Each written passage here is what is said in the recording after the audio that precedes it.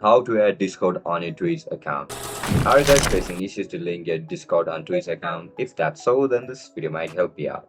Without further ado, let's dive into the video.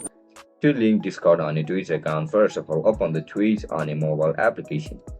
After you open the app, just simply log in into your account with your registered email and password. As soon as you get logged in, now just simply look at the right bottom of your screen where you can see this option for profile.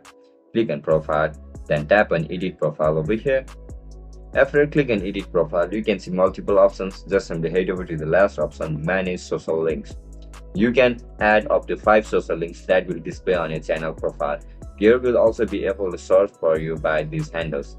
Now tap on manage social links and click on add social links.